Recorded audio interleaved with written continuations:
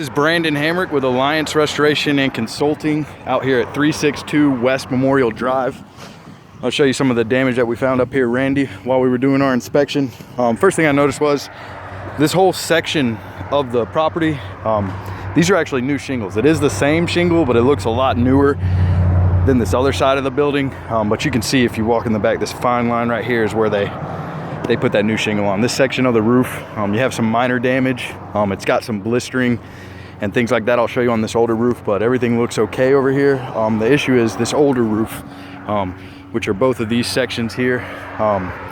You're gonna find a lot of everything starting to come up, just needs a little bit of maintenance and tied down.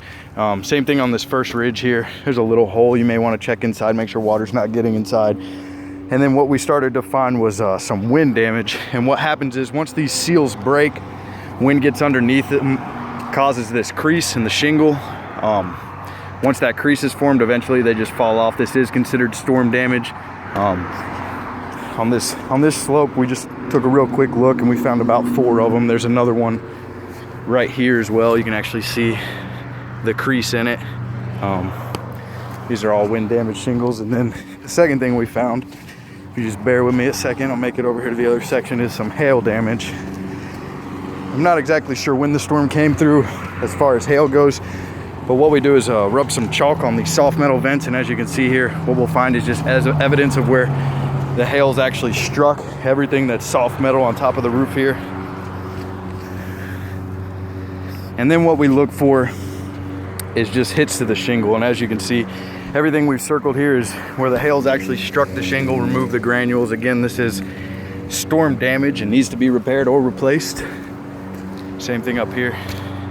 And then I was just going to show you real quickly the reason this shingle is discontinued is this is a blister.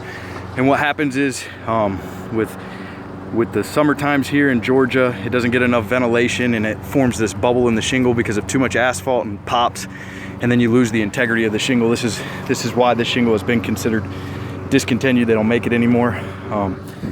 So what we can do is, I think you have enough damage up here to definitely let the insurance company come out here. We'll go to bat for you. Come out, I'll meet the representative and walk the whole roof with him and show him the damage that we had seen today. What we can do is help you through the process. Thank you very much. Again, this is Brandon with Alliance Restoration and Consulting.